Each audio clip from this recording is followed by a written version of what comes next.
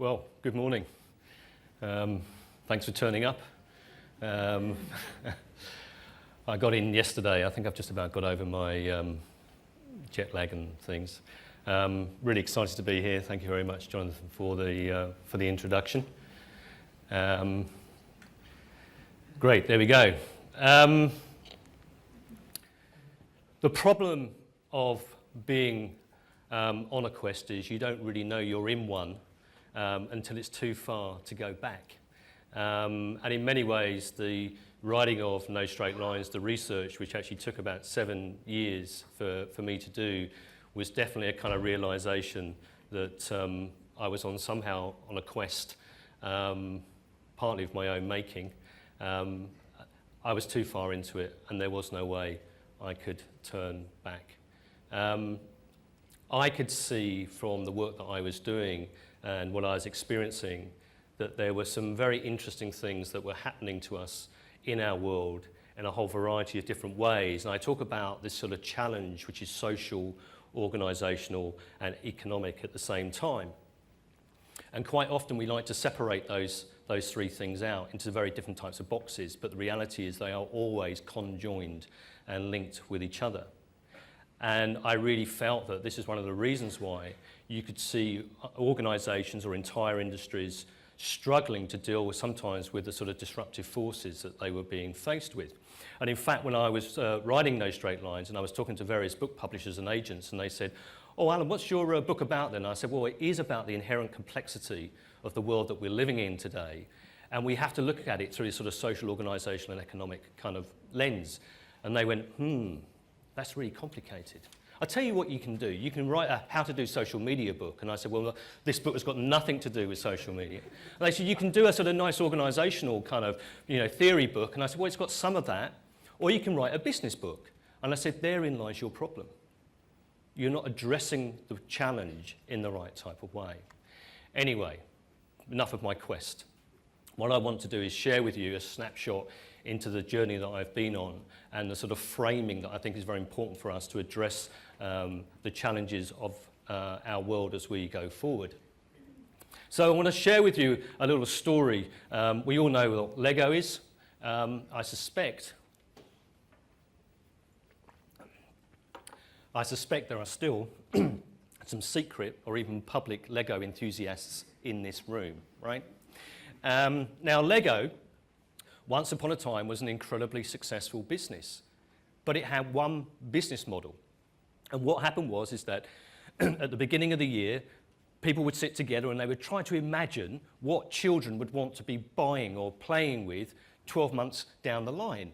And so they would sort of spend some money on R&D and trying stuff out, and then they would take that to their bosses, and the bosses would either say yes or no, so they either went forward or they went back. And then they sort of went to the next stage, and they started to tool up, and they started to make the production, and then they started to invest in the distribution, and then they spent a lot of money on marketing and advertising in the hope that actually, at the end, they will recoup their revenue and make some money at the same time, or profit. And of course, that was great until the gaming industry came along. And it massively disrupted Lego, and Lego had a huge problem. And so this is a brief story of the contextualization of some of the things that I want to share with you. They were faced with a really massive challenge, okay?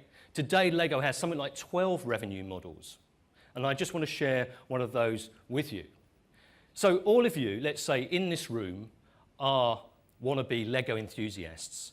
You can actually create your own Lego design. You upload it to this platform called Lego QSO. Then you start to encourage your friends to come along and vote for that design. If you get to 10,000 people that vote, you will get your product put into production, you will get your name on the box, and you will share 1% of the revenue.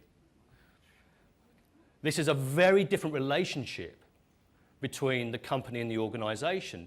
And interestingly enough, what I was explaining to you is the old way of how they kind of did this is what I would call a linear way of doing things, okay? This is a non-linear way of doing things. They've actually pre-sold 10,000 units. They've got 10,000 fans which are going to do some of the marketing, all right? They've tested their marketplace, and they've changed the time frame from this very long thing, and they've flattened it. This is a non-linear way of how we approach our world. And I just thought I'd share that with you as a sort of very concrete example. So Why is this relevant to you? Well, because I think Lego, and the story of Lego is very interesting. They had the wisdom, I use that word mindfully, of actually how they realized that their old model of commerce was broken. The music industry didn't have the wisdom to understand that their model was broken. And look at the state they are in today. They are an absolute case history of how not to deal with disruption. They had the courage to explore new ways of doing things. And they really dived into that. But they were able to listen deeply. Something that organisations have real challenges in dealing with. And they could start to see a different type of pattern. And pattern recognition is very important. And a different way of a systemic way of thinking about the world that allowed them to say, well, this QSO platform could be very interesting to us. It evolves into a different type of commercial model. And it's where, as I say here, marketing meets R&D, a strange place for things to meet, okay? So, little example. So in No Straight Lines, there are 6 principles that I want to share with you that perhaps help Lego go on that journey. And the first one is ambiguity. And I use that word mindfully because ambiguity does deal with complexity, but it also is to deal with the fact that what is in front of you or around you is unclear. It's foggy. It doesn't make sense. And of course, there's a sort of challenge in terms of this world that we don't understand. I'll tell you a little story about ambiguity. I've got a friend of mine. He was American. He had a couple of kids, and he decided he was going to bring them to Europe a few years ago to travel through Europe on a train. And they said, you know, Dad, this would be a great opportunity for you to read the Harry Potter stories. So my friend decided he would be a man of the 21st century. He would buy himself an iPod, upload the Harry Potter stories as audio files, and he would listen to those, which he did for the next 10 days. And at the end of the week, he comes down to see his kids, and they say, morning kids, how you doing? Good, Dad. How's Harry Potter going? He went, well, Harry Potter's a bit rubbish, isn't it? And they said, well, what do you mean, bit rubbish? He said, well, the plot comes and goes, it's all over the place, I can't make head and tail of it. And they said, Dad, let's have a look at your iPod. So they got his iPod and they looked at it and they looked at the dad and it's the iPod. They looked at each other. They started to laugh, tears rolling down their faces, and my friend's getting very upset. And he's saying, kids, what's so funny? And they said, Dad, you've had Harry Potter all week on shuffle.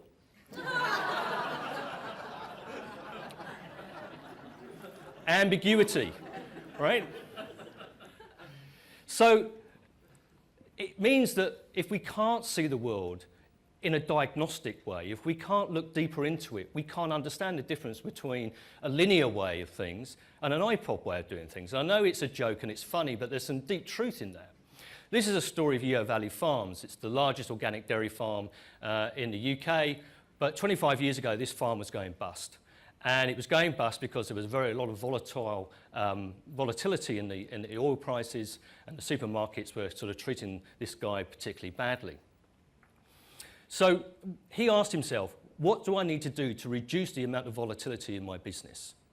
Well, and he looked a long way into the future, and the reality is that this guy was an accountant, so he wasn't a tree hugger, he wasn't wearing open-toed sandals, right? He was really looking at this at a viable, commercial, sustainable model. And he said, if I take my farm organic, I will have a much more sustainable platform. Now that's a big commitment. It's a long-term commitment. And I need to scale the farm up. Yeo Valley is just outside of Bristol. Now, it's a really big place now that he's running. So he can stand up to the supermarkets, but he's also doing something really good. But 25 years ago, when he made that decision, that was unorthodox. That was heresy. You didn't do that.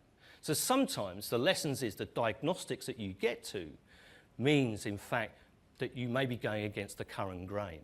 But you understand now deeply that this is the right thing to do. And he reckons that in the very near future, it's going to be even more expensive to run farms on an oil-based economy than it is today. So we have to replace fear of the unknown with curiosity. You know, I talk about the fact that I do a lot of flying, and I've flown so much over the whole of my life, and I always am nervous about flying. But it doesn't stop me getting on the plane. The second one is adaptiveness. Now here is a set of words which I call pattern recognition, And it's about a car company, right?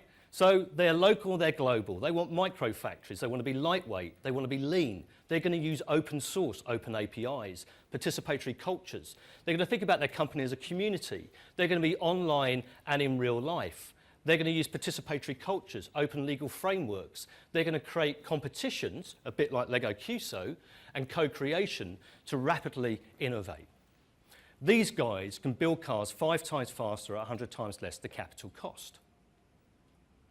But the reality is the only way they can design this company in this way is by really understanding the language of how they put this organization together.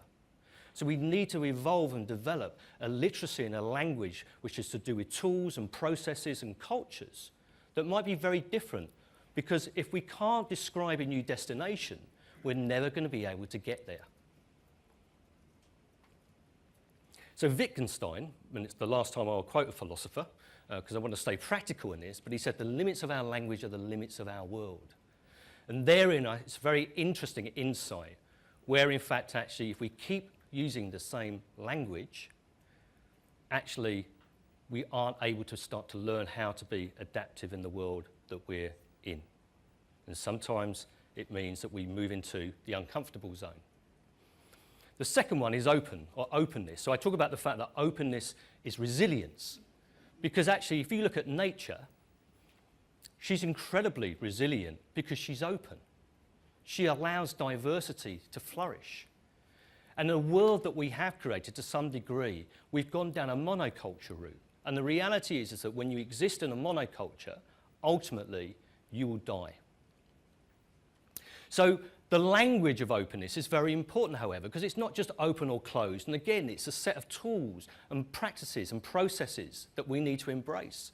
So here I've got some of them: open innovation, open legal frameworks, open data, open APIs, an open business model.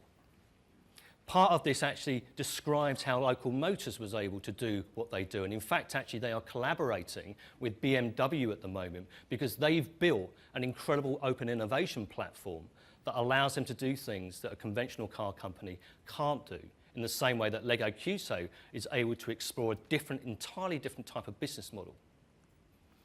So crowdfunding, which is something that I've been involved in, and I got involved in it because I got so frustrated with actually the relationship that startup companies had with VCs and the slowing down of deal flows, shows again a completely different way of how we think about maybe funding entrepreneurship and innovation and startups. And we need more of that in this world today.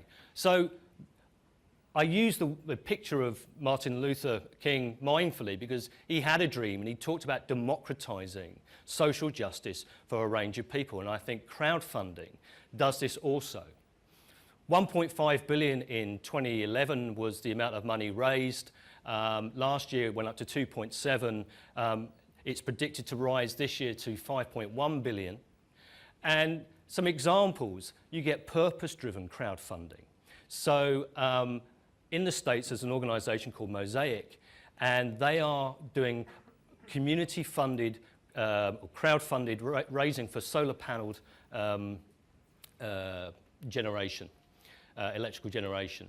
So minimum investment, $25, and you get a return on that of 4.5. That's a purpose-driven one. They have a very specific goal.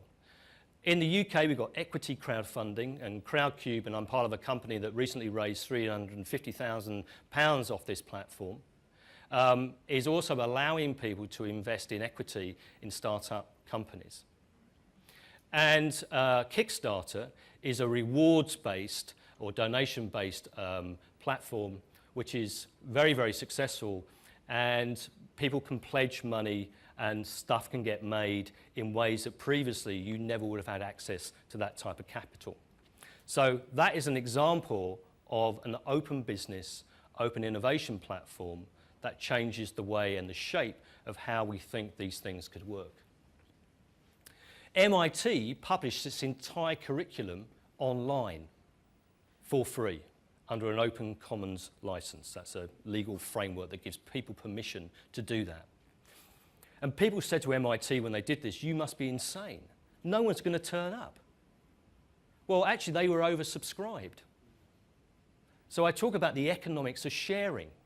And in a linear world, we sort of think that actually, you know, if Jonathan and I were doing a business deal, you know, the traditional way is the more that Jonathan wins and the more I lose, he's done really good business, right?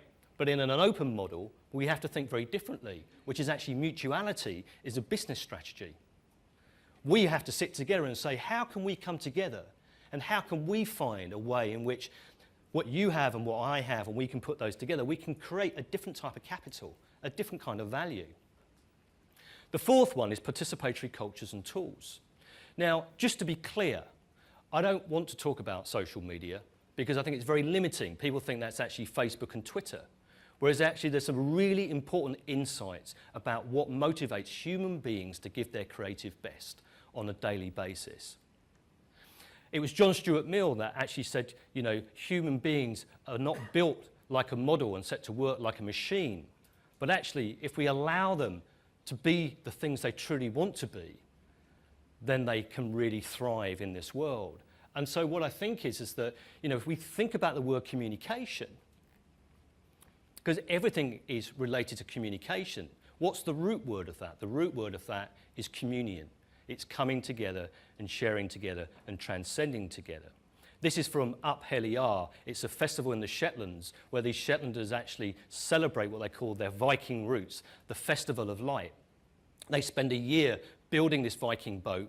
They take it down into the sea and they set it alight, and then they drink a lot of whiskey. And on the way home, you'll probably see the odd Viking kind of like lying a bit drunk in the hedgerows or something, okay?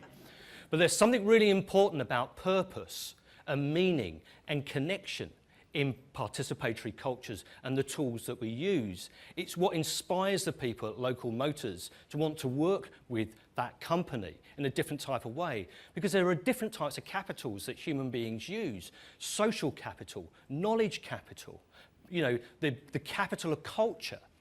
And in a linear world where actually we put a financial sort of, you know, measurement on everything that we do, we forget that all of these other capitals are far more important than the financial one. So we're looking for what I call a systems upgrade. And we're upgrading to what I call the human OS, the human operating system. And it wants these things. It wants greater opportunity, greater freedom, empowerment, mutualism, diversity, efficiency, independence, and God forbid, a little bit of beauty. And by that, I don't mean that, you know, this season's colour is blue and we'll be wearing pearls. I'm talking about the aesthetics of design, beautifully written code, beautifully designed organisations, you know, beautifully conceived things.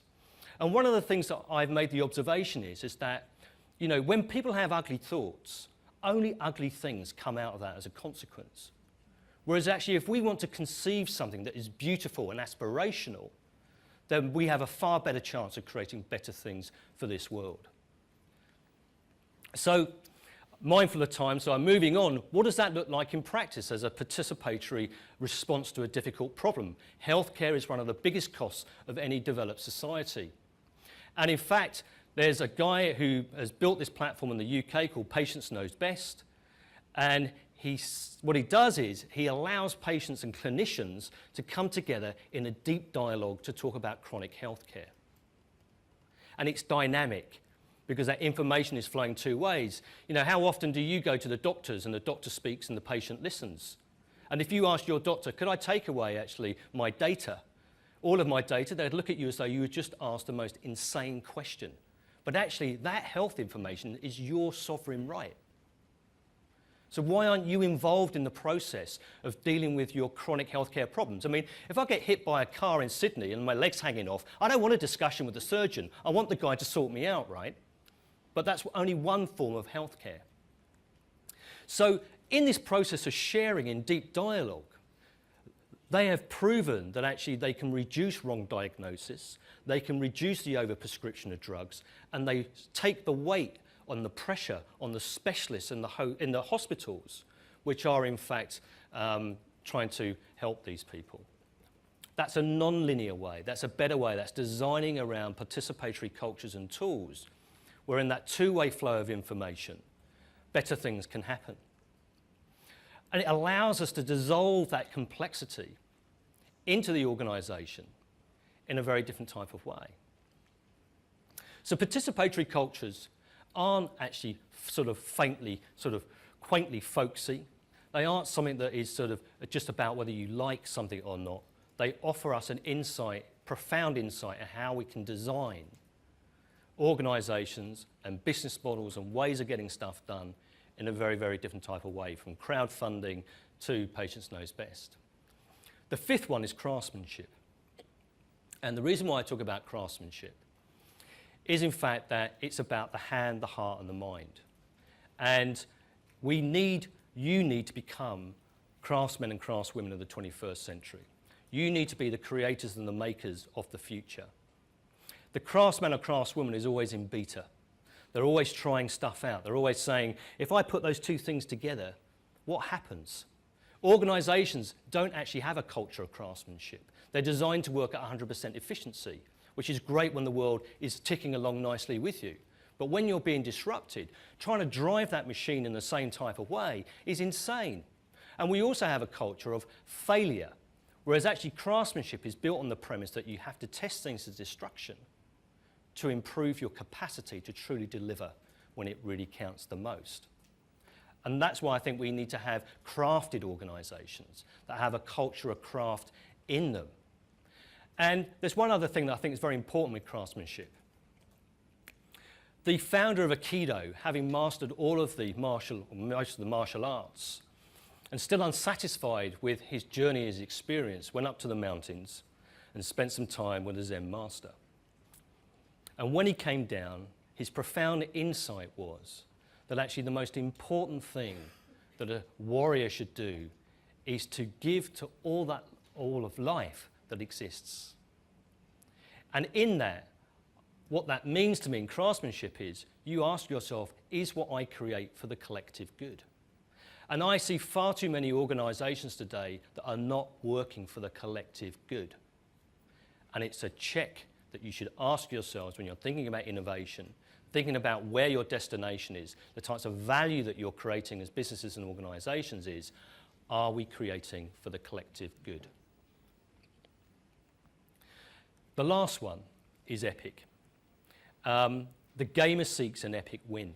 All of the stories in No Straight Lines, the things I found, are about transformation. And so when we're faced with challenges today, I think that whether it's a small thing or whether it's a really big thing, we have to think, how do we design for transformation? How do we design around the needs of humanity? These are the fundamental things that we want and we need and we demand. And unfortunately, I think there are far too many organisations out there in this world at the moment that aren't really focused on the collective good, that aren't focused on giving that value. But we need to get there if we want to be around for a little bit longer and live in a more sustainable environment. People ask me, are you an optimist? And I say, well, I hope so, right? So at the end of my talk, what I'm going to say is that we have the means to transform our world, to be better for us as individuals, to create better, more cohesive societies, to create better, more beautifully designed organisations that can deliver a vibrancy of economics in this world that actually is enduring and is life-giving and is regenerative in a way that perhaps our current system doesn't give us. Thank you very much.